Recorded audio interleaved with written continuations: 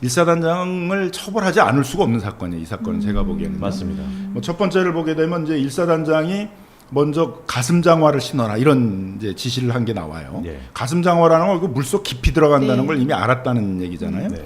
그다음에 안전교육을 시켜라 이런 또 지시를 한 게 나와요. 그건 굉장히 위험한 지역에 들어간다 이런 얘기들을 사단장이 알았다는 얘기잖아요.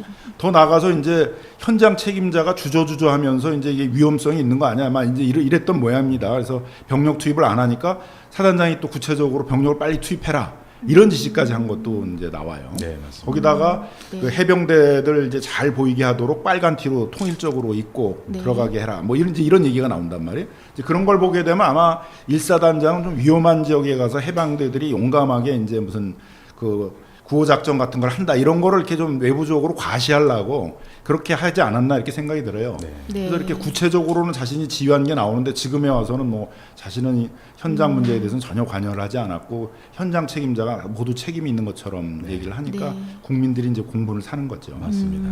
네. 대통령실이나 대통령이 개입한 게 이제 3번 나옵니다. 첫 번째 개입한 게 그 7월 이제 31일 날인데 그 전날에 무슨 일이 있었냐면 이제 7월 30일 날 지난해 7월 30일 날 4시경에 해병대 그 수사단장 박종훈 대령이죠. 수사단장이 이제 수사 결과 보고서를 이제 결재를 맡으러 이렇게 그 국방부 장관한테 갔고 네. 거기에 해병대 사령관도 이제 배석하고 있었어요. 그리고 이런 문제를 결정할 책임자인 국방부 정책실장도 옆에 다 배석하고 있었는데 거기서 설명을 했죠.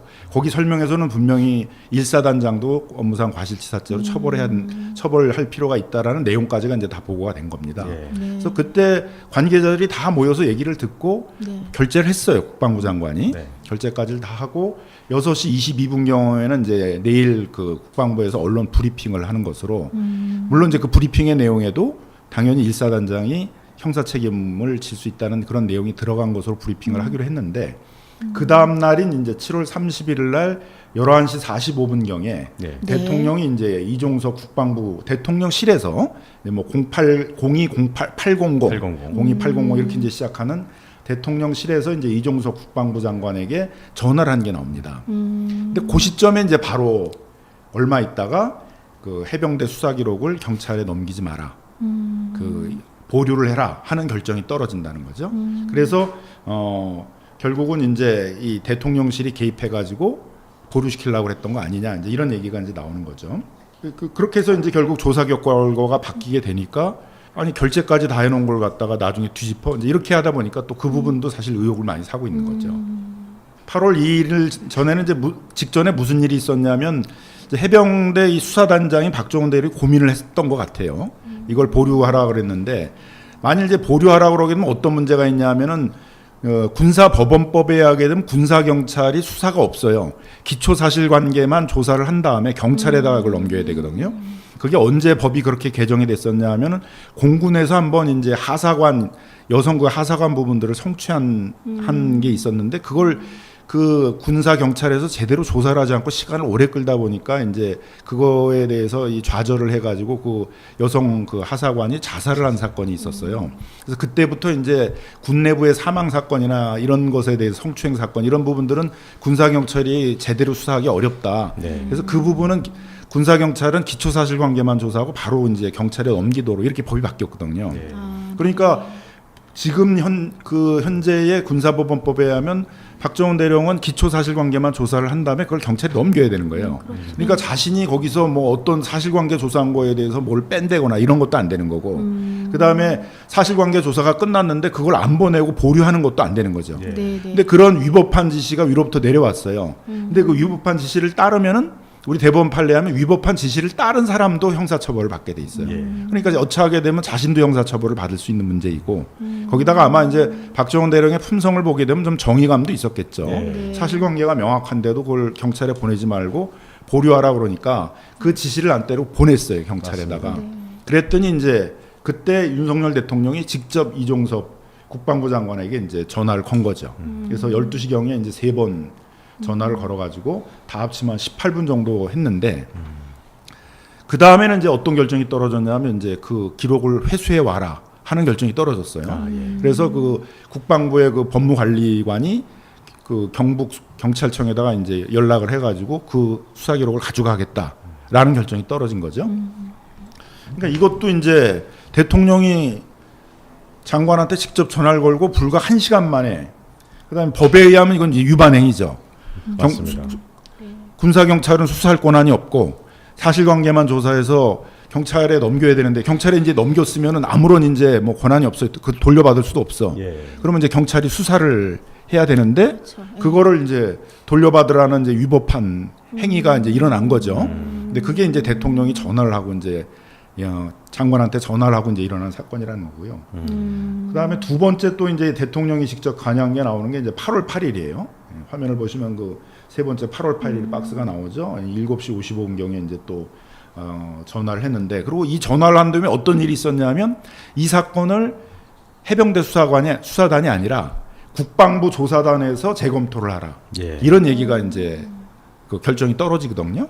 그러니까 이것도 사실 이제 위법한 거죠. 왜냐하면은 그 군사 경찰은 기초사실 공개를 해서 경찰에 넘기면 이제 그걸로 다 끝나는 거고 수사를 하는 게 아닌데 다시 마치 재수사라는 식으로 국방부 조사본부에 넘겨라 이렇게 했으니까. 근데 그런 위법한 행위를 하도록 한 게 마침 또 대통령이 국방부 장관한테 전화를 한 직후에 일어났다는 거죠. 이제 이러다 보니까 대통령이 직접 외압을 행사한 거 아니냐. 이제부터는 이제 윤석열 특검이 돼야 된다 이런 얘기가 나오는 거죠. 직권남용죄라는 게 뭐냐면 이제 권한을 법령에 위반해가지고 위법하게 행사하는 거예요. 대통령은 군에 대한 지휘권이 있죠. 국방부 장관한테 지휘권이 있어요. 그다음에 국방부 장관도 그 밑에 있는 그 군의 이제 군 수사단이나 이런 데 지휘권이 있죠. 그래서 이제 권한은 있어요. 권한은 있는데 이게 법령에 위반되면 안 되는데, 아까 군사법원법에 의하게 되면 기초사실관계만 조사를 한 다음에 경찰에 넘기라고 돼 있다 그랬잖아요.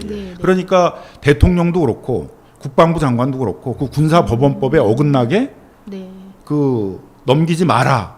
를 한다든가. 기초사실관계는 보니까는 그 해병대 사단장이 위법한 지시를 한, 사건에 개입한 그런 내용들이 나오는데 그 사건에 개입한 내용들을 전부 빼고 그다음에 그 해병대 사령관을 빼라 거기서, 이렇게 하는 것들은 군사법원법에 어긋나는 거잖아요. 그러니까 결국 그 법령에 위반되게 권한을 행사했기 때문에 이제 직권남용죄 문제가 되는 거고요. 그래서 그 권한을 위법하게 이제 행사를 하고 그 상대방은 이제 해병대 수사단장도 상대방이었고, 그다음에 경북 경찰청도 상대방이었고, 그다음에 국방부 조사본부도 상대방이었잖아요. 그럼 그 사람들은 자기 권리를 행사해야 되잖아요. 수사단장은 그 군사법원법에 하면 기초사실관계 조사 끝났으니까 이첩해야 되는 이제 자기 권리가 있잖아요. 근데 그걸 하지 못하도록 했으니까 그 권리가 방해가 됐잖아요.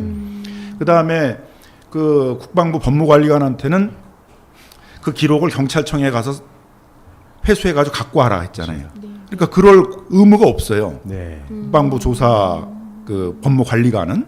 근데 그 의무 없는 일을 시키는 것도 권한을 위법하게 행사해서 의무 없는 일을 시키는 게 이제 직권남용죄가 되는 거거든요. 그러니까 그것도 이제 직권남용죄 문제가 되는 거고. 또 경북경찰청의 입장에서 이제 사건을 이첩받았기 때문에 수사를 시작을 해야 되는데 갑자기 뭐 지시를 하고 그러면서 국방부에서 그 기록을 찾아가겠다 해서 찾아가는 바람에 수사를 하지 못했잖아요. 수사할 권리를 방해받았잖아요. 그러니까 권리 방해를 받았잖아요. 그러니까 그 직권을 남용해서 경북경찰청에 수사할 권리를 방해했기 때문에 이제 직권남용죄가 또 될 수 있는 것이고요. 그다음에 회수를 해와가지고 국방부 조사본부에다가 다시 조사하라 이렇게 했는데 다시 조사를 할 수가 없어요. 왜냐하면 아까 군사법원법에 의하게 되면 이미 기초사실 조사 관계가 끝나면 경찰에 넘기는 거지 그걸 다시 수사하고 조사하고 이럴 권한이 없단 말이에요. 그런 의무도 없고. 근데 결국 국방부 조사본부에다가 의무 없는 일을 그런 일을 이제 하도록 또 지시를 했기 때문에 직권남용이 되는 거죠. 그래서 결국 대통령과 국방부 장관이 그 권한을 군사법원법이라는 그 법령에 위반되게 행사를 해서 그 상대방인 해병대 수사단이나 경북경찰청이나 국방부 조사단에게 의무 없는 일을 시키거나 그들이 하고자 했던 어떤 그 권리를 방해하는 일을 했기 때문에 직권남용죄가 될 수 있는 거죠. 박정훈 대원은 고민했을 거 아니에요? 분명히 위에서 내려온 지시는 군사법원법에 어긋나요. 또 바로 최근에 이제 법이 또 개정이 됐잖아요. 그러니까 더욱이 또 선명하게 법 위반이라는 걸 알 수가 있잖아요. 수사단장이. 우리 군사 경찰은 기초사실관계만 조사해서 경찰에 넘겨야 되는데 갑자기 기초조사한 것들에 대해서 경찰에 넘기지 말라라는 위법한 지시를 받았고 거기서 또 뭘 빼라 뭐 이런 지시를 받았고 하니까 네. 그걸 따르다가는 본인도 이제 우리 대법원 판례하면 위법한 지시를 따른 그 부하도 같이 그 죄로 직권남용죄로 같이 처벌을 받게 되니까 그래서 그거를 이제 자신은 따를 수 없다 이렇게 이제 생각을 했고 또 아마 이제 뭐 정의감도 있었을 것 같아요. 그래서 이제 경찰에 넘겼는데 그게 이제 집단 항명죄라는 건데 그 지시 자체가 위법한 거니까 맞습니다. 그거를 따르지 않고 군사법원법에 따른 법령을 지킨 거잖아요. 네. 그러면 이제 그게 뭐가 되면 정당행위가 돼요. 네. 법률적으로. 네. 정당행위가 되게 되면 그게 비록 그 집단 항명죄라는 그 형법상의 구성 요건에 해당이 되더라도 법령 전체 체계로 보게 되면 정당한 행위를 한 것이기 때문에 이걸 이제 위법성이 조각된다 그러는데요. 위법성이 조각돼서 즉 법 전체적으로 보면 불법이라고 인정되기가 어렵기 때문에 그럼 법원은 이제 무죄를 선고하게 돼 있거든요. 그래서 그게 군사법원법에 따른 법령을 준수하는 과정에서 발생한 정당 행위라고 인정이 되면 그 박 대령은 이제 법원으로부터 무죄 판결을 받을 수 있는 거죠. 처음은 이제 아예 개입이 없었다는 식처럼 이제 발뺌을 했어요. 그러다가 이제 언론에서 이제 자꾸 하나씩 드러나고 있잖아요. 대통령실 전화 왔었네. 그다음에 이제 그 나중에 이제 뒤에 대통령이 전화 왔었네까지가 드러나니까. 그러니까 이제 이종석 국방부 장관은 뭐 그거에 대해서 그 뭐 경로 이런 거 없었다. 뭐 어떤 처음에는 이제 뭐 이렇게 그냥 의례적인 이제 그런 그 왜 최상병 뭐 이런 사건이 일어났냐 뭐 이런 거에 대해서 이렇게 질책하는 정도의 내용이었다 이렇게 이제 발뺌을 또 하다가 뭐 대통령실에서 이제 뭐 경로할 수 있는 거 아니냐 뭐 이런 사건이 있었으니까 또 이런 얘기가 또 나오기도 하고 그래서 결국은 이제 사실이 드러나면 그거 조금 인정하고 사실이 또 새로운 사실이 들으면 조금 인정하고 뭐 이제 이런 식이고 뭐 전체적으로는 계속 이제 변명으로 일관하고 있기 때문에 결국 구체적인 사실은 이제 특검을 통해서 밝혀져야 되는 것이 아닌가 이렇게 생각이 듭니다. 뭐 여당 국회의원들이나 국방부 장관이 이렇게밖에 안 되나 이제 그런 좀 의문을 들게 하는 내용이죠. 그러니까 아마 내용은 이제 그런 것 같아요. 그 당시에 이제 이게 문제가 되니까 국회 국방위원회에서 이 문제를 다루기 위해서 이제 그 상임위원회가 열렸어요. 그랬더니 이제 아마 그 여당 그 당시 간사였는데 지금 이제 국방장관이 신원식 국방부 장관이 그 당시 여당 간사였는데 자신이 이제 명명백백하다. 뭐 국방부 장관하고 말 맞춘 거 없다. 이제 이런 거를 아마 미리 전제하기 위해서 먼저 자기가 묻는 거예요. 내가 전화한 적이 없죠. 장관한테. 그랬더니 장관이 이제 없습니다. 이렇게 이제 짜듯이 이제 답변한 거죠. 그러니까 자기가 이제 또 장관하고 말 맞춘 거 없다 그러면서 이제 거기서부터 이제 뭐 사령관을 갖다가 처벌하게 되면 군의 기강이 어떻게 되겠냐 이제 뭐 이런 얘기를 이제 막 얘기를 한 거죠. 근데 나중에 보니까 이제 18번이나 장관하고 전화도 했고 문자도 3번이나 했다는 게 다 드러났잖아요. 결국은 이종석 국방부 장관은 이제 선서하고 위증을 한 게 되니까 그러니까 만약 이제 국회 국방위원회에서 결의를 해가지고 국회 감정에 관한 법률 위반으로 이제 고발하겠다 그러면은 이제 꼼짝없이 지금 위증한 걸로 처벌을 받게 된 상황이고 만일 이제 신원식 지금 국방부 장관 그 당시 여당 간사하고 미리 짰다. 내가 전화한 적 없다라고 얘기하면은 이제 거기 내라고 대답해라 이런 식으로 했다 그러면은 신원식 현 국방부 장관도 위증 교사죄가 될 수 있는 거죠. 개입을 안 했다 그러다가 이제 지금은 이제 개입을 했는데 그냥 일반적으로 뭐 그런 국민들이 분노할 사건이 생기니까 그냥 질책한 거다 이제 이런 정도로 지금 발뺌을 하는데 급하니까 이제 아마 개인 휴대폰을 썼을 수도 있고 아니면 제가 보기엔 약간 습관이 있을 수도 있다. 이 검찰총장 때도 윤석열 검찰총장이 문제가 많았어요. 그 수사하는 일선에 있는 검사들한테 계속 전화 걸어가지고 뭐 지시하고 그러니까 마치 이제 검찰총장이 조직을 지휘해야 되는데 그런 구체적인 그 자기가 관심 있는 사건들에 대해서는 뭐 대전지검도 직접 뭐 전화해서 지휘하고 뭐 이제 이런 걸 많이 했단 말이에요. 그래서 좀 그 당시에 이제 습관처럼 자기가 직접 이렇게 지휘하고 지시하려는 이제 그런 걸 하려고 했던 것이 아닌가 그런 몸에 배어 있는 습관 같습니다. 대통령이 이렇게 구체적인 사건에까지 일일이 개입해가지고 그 정당하게 조사된 내용들을 이렇게 바꾸려고 그런다. 그런 것도 사실 좀 국민들이 이 대통령이 우리가 독재 국가가 아닌데 지금도 어떤 법치주의잖아요, 그죠? 각 행정이 법에 근거해서 이루어져야 되는데 법에 근거해서 이루어지는 행정마다 대통령이 개입해가지고 이제 뒤집어라. 그럼 이게 독재 국가잖아요. 그러니까 그런 거에 대한 이제 우려와 분노 이런 이제 내용도 좀 있는 것 같고요. 첫 번째 문제는 이제 지금 4군데에서 수사하고 재판이 진행이 되고 있어요.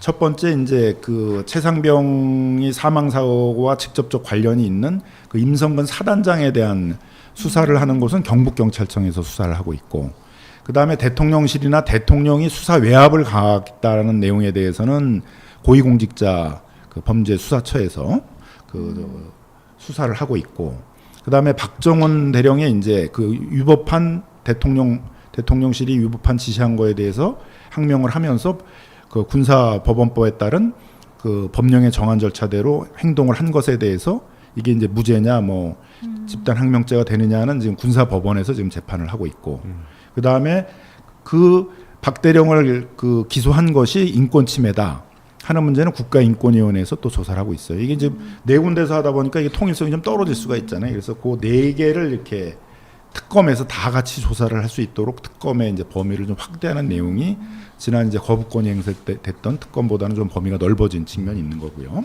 재판을 하는 중에 보니까는 그 위에서 내려온 지시 자체가 이제 군사법원법에 어긋나는 위법한 지시였고, 그 위법한 지시에 대해서 군사법원에 따른 정당한 절차에 따라서 일을 처리한 거다. 그러게 되면 이제 정당행위가 된다고 그랬잖아요. 네. 정당행위가 되게 되면 이제 소위 위법성이 조각된다. 즉 법 전체적으로 보게 되면 이걸 불법이라고 평가할 수 없다. 네. 그래서 이제 네. 무죄를 판결을 해야 되니까 그런 경우에는 또 그걸 재판을 또 하도록 그대로 내두는 게 아니라 특검에서 그 공소를 취소하도록, 그래서 재판을 이제 종료시키도록 하는 그런 내용이 이제 포함되어 있고요. 예. 그다음에 이제 세 번째로는 그 항상 상권 분립의 원칙이기 때문에 입법부에서 특검을 추천할 때는 복수로 추천을 해야 돼요. 2명 이상을 추천을 해야 되는데, 그래서 국회에서 이제 2명을 추천을 했어요, 대통령에게. 그럼 이제 대통령이 둘 중에 하나를 결정한다고 그러면서 뭐 1년을 끌어버릴 수도 있잖아요. 네, 네. 그럼 뭐 1년, 2년, 뭐 지금 보면 또 그런 의심도 많이 들어요. 지금 대통령의 태도를 보게 되면 이제 둘 중에 하나 고르겠다 그러면서 뭐 1년이 가고 계속 안 고르고 있으면 특검이 시작을 못 하는 거잖아요. 시의성이 중요한데 특검이라는 거는. 그래서 3일 이내에 둘 중에 한 명을 결정하지 않으면 그 중에 연장자가 특검이 되도록 하는 자동 임명 조항이 이제 들어가 있는 거죠. 그래서 신속하게 특검이 시작될 수 있도록 하는 이제 그런 내용들이 이제 특검의 좀 주요 내용들입니다. 자신이 잘못하고 자신이 처벌받은 일이 언론에 나가면 안 되니까 이제 언론을 통제하라 이제 이런 지시를 한 거란 말이에요. 이제 그런 거는 그건 뭐 일반적인 뭐 행정에서도 마찬가지로 고위 공직자라면 취해서는 안 되는 행동을 한 것이고, 우리 공직자들의 윤리가 저 정도 수준밖에 안 되냐 그러면 국민들이 그 신뢰를 갖기가 어려울 거 아니에요.